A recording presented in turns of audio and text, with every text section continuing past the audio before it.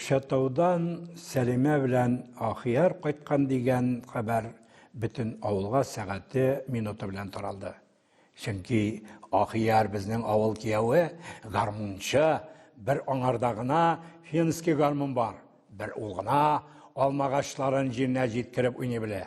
Бер ул гына урамның билгеле бер җиреннән уйный, әдәп саклап, ялгыз гөрләтеп уза белә.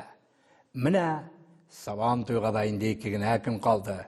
Инде колхозда даими эштә булган кешеләр генә эш киеменнән йөри. Булар ат караучы, фермада эшләүче, амбар караучысы, кәнсәләр дежуры. Калган кешеләр инде чыш-тапыш пешернәләр. Кичләрен капка төбе тулы кеше, карт-коры ризык карап тегесен, булсын, рәтләп йончый. Кичтән ук кирип йокыга ята. Бала-чага, егетләр, кызлар уен күзәтергә су буена чаба. Узган ел гына өйләнгән ирләр әдәп саклап, капка төбендәге бүрәнә өстендә кич утыралар. Инде төнгә таба авышып килә. Инде беренче әтәш кычкырды. Инде су буеннан яшьләр таралышты. Капка төпләре дә бушап калды.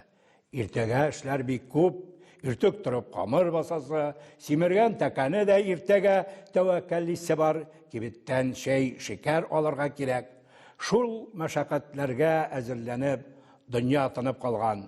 Кинәт бу фани дөньяның тынлыгы, кинәт бу тынлыкның кайдадыр бер кылы üzülде. Шуның белән вәссәлам.